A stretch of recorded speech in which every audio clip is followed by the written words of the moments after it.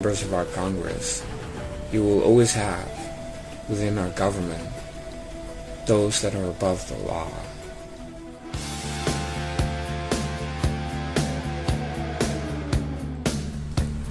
Hey, it's me. And as you know, I don't feel any worry about these caravans. I mean, we know about it. President Trump is aware of it. Measures are being taken. You see some of them attempting something. You have tear gas. And these people are deported by Mexico back to wherever they came from because things have changed. And so they keep on trying. But think about it. Dim-Dems are relying on caravans of foreigners. I mean, that's a fail. And if you look at them, depending on this incompetent buffoon, Robert Mueller, or the incompetent buffoon, Adam Schiff, it's so sad. Or Maxine Waters. This is the Dim-Dem party. I mean, they're a bunch of clowns. And I don't feel any worry. I always worry about the enemy within, as I've said 1 trillion times. And it's not just people in the media and the right media that are people that have always been against Trump, but just because he won and suddenly they saw there's an audience there. And I'm talking about people in Congress and people around him in the White House, the enemy within, traitors, turncoats, spies, moles. And so it's very difficult. I mean, you cannot have President Trump isolated. And that is what they're trying to do, separating Trump supporters using the Q operation and other ways in the right media. But you also have people within trying to isolate the president. So it's really true that it's a danger. You know, this is how Julius Caesar went down. Some of the other great leaders in history were really betrayed by the enemy within, not from the enemy on the outside, because Dim-Dems, they're so incompetent. I mean, can you understand that? Yes, they have a megaphone with the media, and they control the narratives often, but don't you realize that these people are extremely incompetent? Yes, you do realize it, because you see it all the time. And if they had something, if they had brains collectively, they would have won in 2016, and they would have had the Senate by now, but no. And I don't think the House election was a big deal. But you did have unprecedented numbers of reps from the Republican side leaving, including traitors like Trey Gowdy, Paul Ryan, and F them. We're better off without these surrendering monkeys and these traitors, double agents, I call them.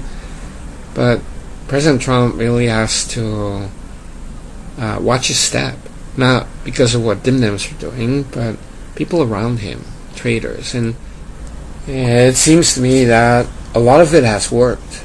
You know, a lot of people dropped the ball. Anybody that praised Trey Gowdy for the last year and a half, anybody who followed QAnon and, you know, said Q this or WW whatever, anybody who followed InfoHorse, anyone who followed Van Coulter, you're helping Operation Zulu, which is really the Alinsky Rule 1313, which is to isolate President Trump.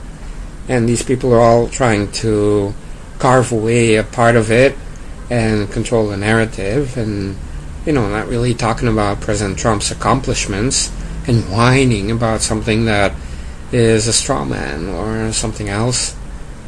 And of course that helps the Dim-Dems, because if we really had a kind of unity, not a collective, but a unity in, you know, focusing on reality, then we wouldn't be in this situation.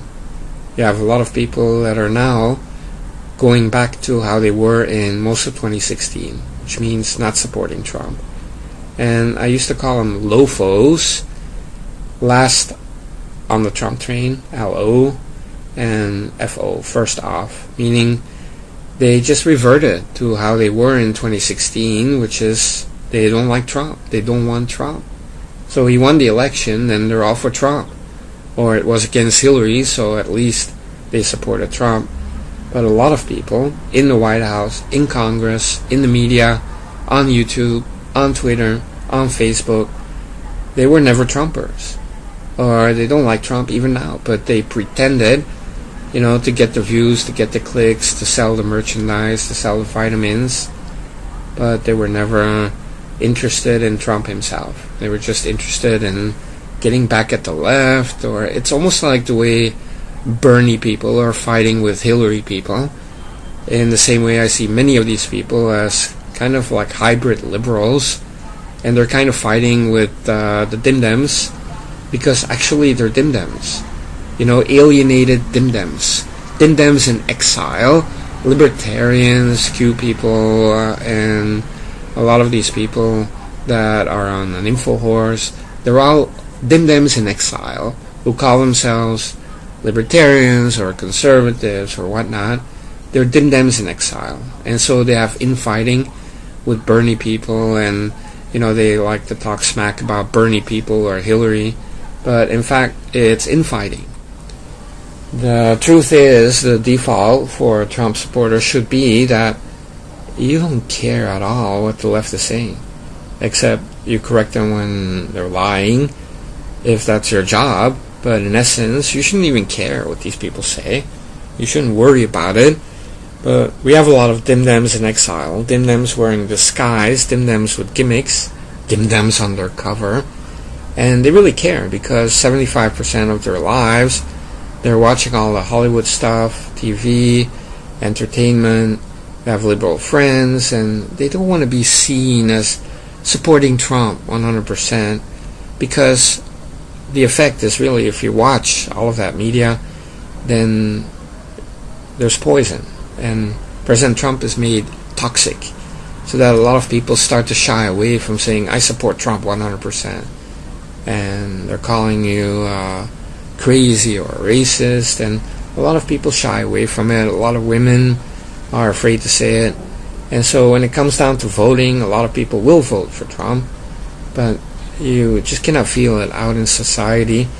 But in the same way, because I'm just talking about ordinary people, in the same way, in these circles in Washington D.C., it's like 95% globalist, liberal, and so even so-called Republicans, they're dim-dems undercover. You saw that with James Comey, you see that with Robert Mueller, and the list goes on and on and on. They're actually all dim-dems. And so what you have is a fifth column, and it's almost anyone that is working in these circles. All these people that hated Trump all of 2016, then suddenly they want to be in government, they want to be in positions, but when they are, they still have that TTS, Trump derangement syndrome. So they don't do their best, or they try to do something else, or they're leaking, and it goes on and on and on. It's very hard for President Trump to trust anyone. So if you have 2 or 3 people that you can trust, then you're on the right track. Now you notice that Steve Mnuchin is a true loyalist, so is Mike Pence, Mike Pompeo, and so you have attacks from liberals on Steve Mnuchin saying, Trump is very unhappy with Steve Mnuchin, and it's complete fake news. I mean, they just make it up. But what they try to do is drive a wedge, in between Trump and his supporters, Trump and people that work for him. They want to isolate him. Operation Zulu, Alinsky Rule 13, as I often mention, and you have the same thing with the right-wing media. They're trying to say Trump is not doing enough about the wall. Trump is not doing anything about the indictments.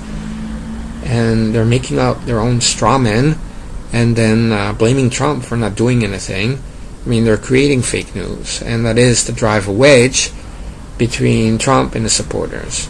So when you see Mancoulter criticizing Trump, or Cernovich, or any of these people that are the typical establishment right media, what they want is they want to take Trump supporters and make them InfoHorse supporters, or Mancoulter supporters, or book buyers, or buying vitamins, or what it may be. They don't care about Trump. They don't care about the nation. They only care about expanding their own little empire.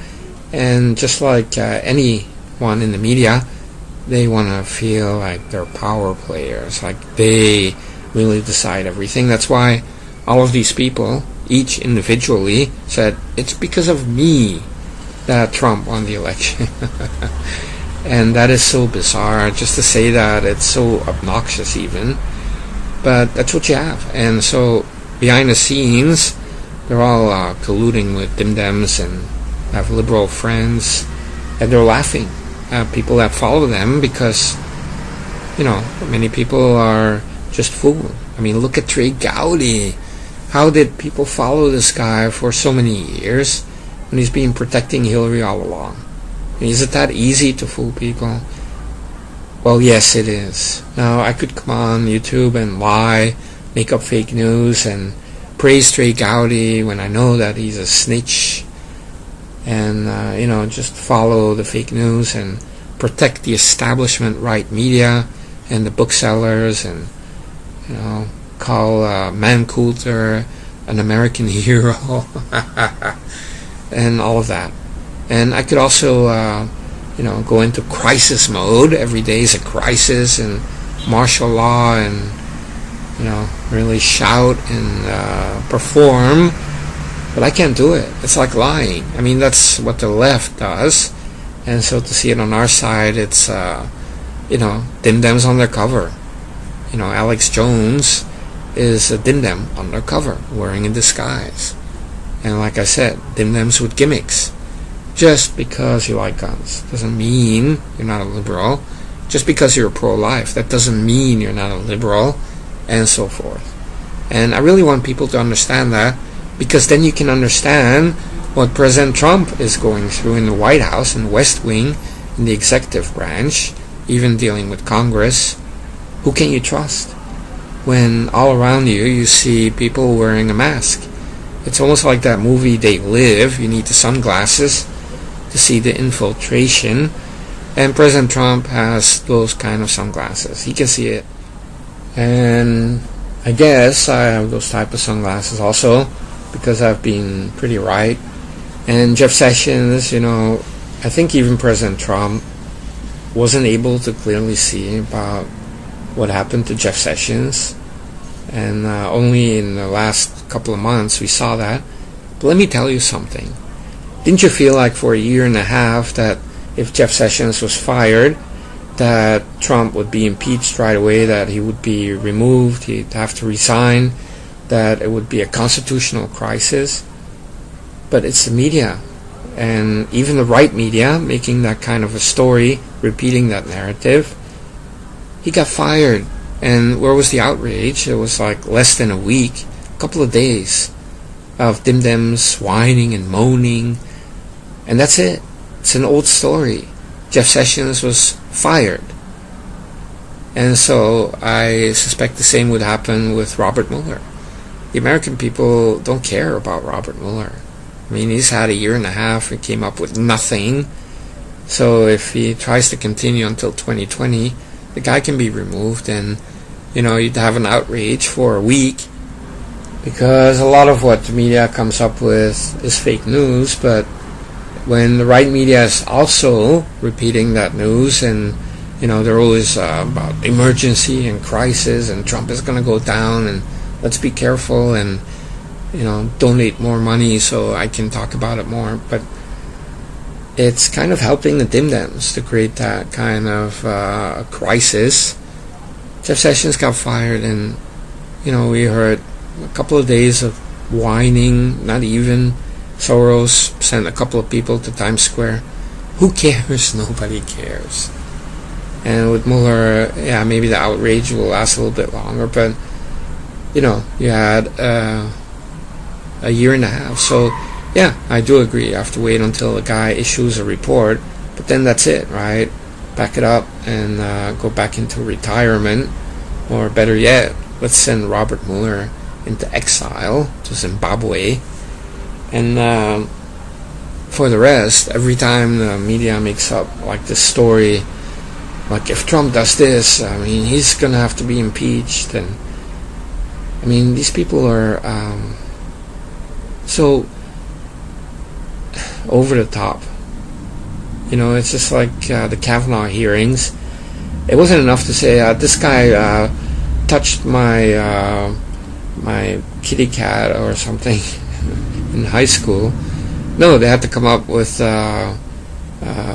he molested me, and then it was like he raped me, and then suddenly it's like a rape trains and gang rape, and what's next, right? I mean, he's a serial killer. He killed 500 people. I mean, it's so overkill that you can tell dim-dims, they make up stuff, and then they keep on making up stuff. In the end, it just blows up into their face. So when they're saying, when you fire Jeff Sessions, everything is going to end for Trump.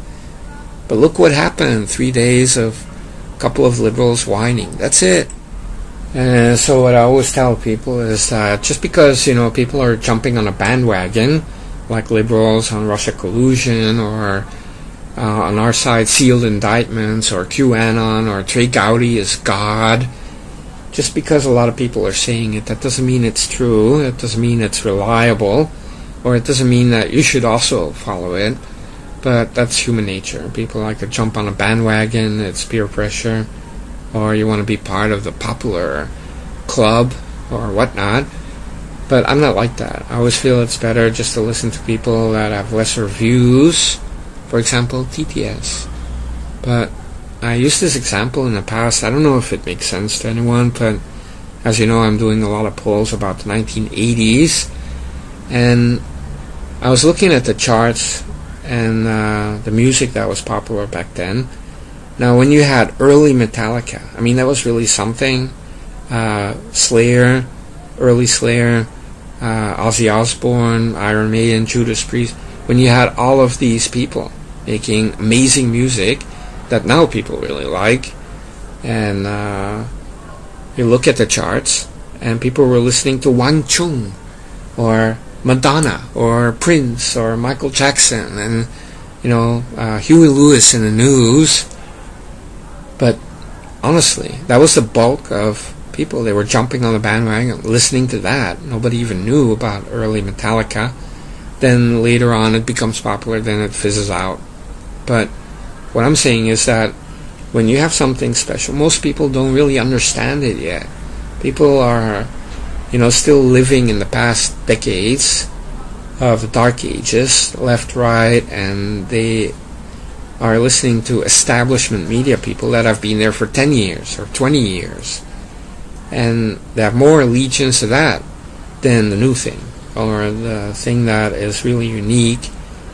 And so what I'm saying is that, yes, you have a lot of people chipping away support from Trump, but out there, away from the media, people that have common sense and are not influenced by the media or Hollywood even, they know what's up.